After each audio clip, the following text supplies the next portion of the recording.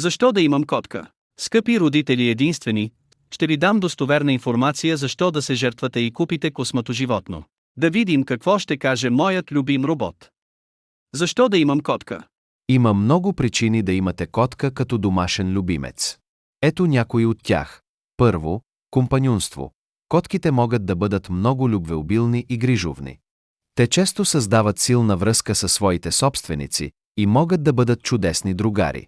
Второ, ниска поддръжка. В сравнение с кучетата, котките изискват по-малко грижи. Те са самостоятелни, не изискват редовни разходки и често се грижат сами за своята хигиена. Трето, подобряване на настроението. Играта и грижата за котка може да повиши настроението и да намали стреса.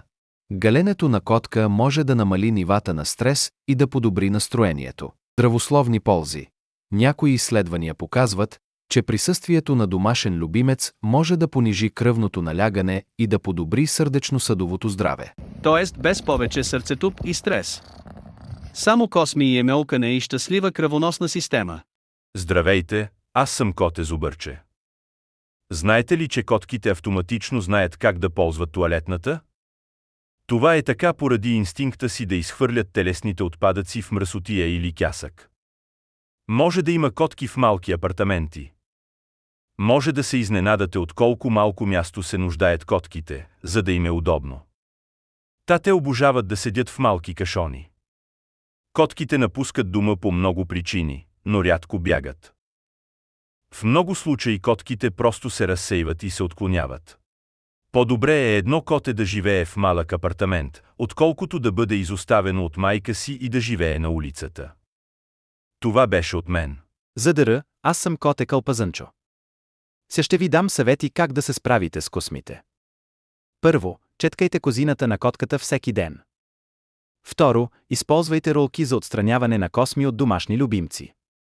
Трето, дълбоко почистване всяка седмица. Не мисля, че това е проблем за представителите с ОКР. Здравейте, аз съм котка биоложка. Накратко ще ви обясня за кастрацията и защо е добра идея да се направи.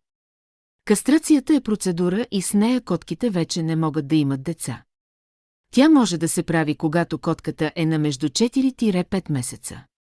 Възстановяването може да отнеме между 5-7 дни и котките трябва да носят и конуса си толкова време, за да не оближат разреза. Важно е винаги да се консултирате с ветеринарен лекар, не само при кастрацията, разбира се. Препоръчително е да завеждате котката си на ветеринарен лекар на всеки 6 месеца или ако забележете, че нещо не е наред с котката ви. Плюсовете на кастрацията са, че може да се премахне риска от рак, различни инфекции и болести, ако се извършва, когато котките са млади, може да промени поведението на котката, правейки я по-малко агресивна и намалявайки вероятността от ухапване. Здравейте, другари! Аз съм Кукю Философ. Помислете за щастие за момент. Не само ружбата ви, но и самите вие ще бъдете щастливи. Защо? Може би, защото всички котки сме такива сладури, че няма да можете ни устоите, но също гледайки щастието на детето ви. Ще си имате допълнителна компания, която ще е любопитна и винаги ще е до вас. Дори и да е само заради храната, котката пак ще изпитва любов към вас. Какъв е смисълът на живота, ако няма щастие? Благодаря за вниманието, скъпи родители. Чао!